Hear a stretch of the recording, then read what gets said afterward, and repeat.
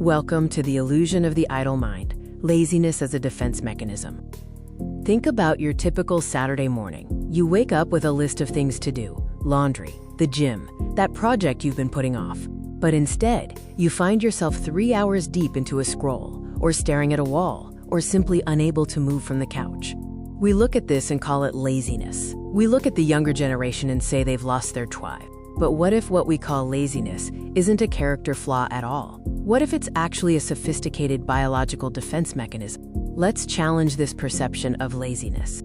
On the surface, laziness looks like a lack of energy. But psychologically, it's often the opposite.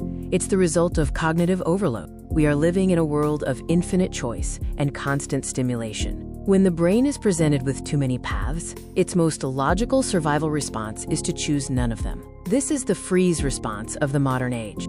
Let's break down the 3 distinct profiles of what we often mistake for modern laziness.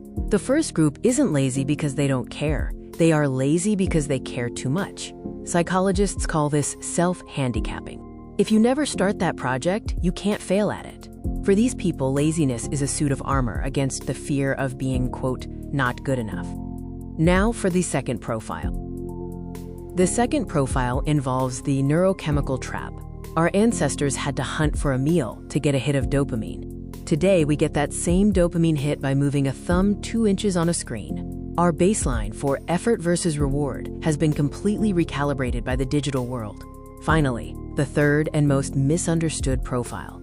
The final group is the most misunderstood. They have realized that the modern hustle culture is a treadmill with no finish line. What we call laziness in them is actually decision fatigue recovery. Choosing to do nothing is a radical act of reclaiming one's nervous system. They aren't lacking ambition. They are prioritizing sustenance over success. In conclusion, we need to redefine what true rest and recovery look like. As research into burnout suggests, laziness is often just your body's way of saying, I can't process anymore.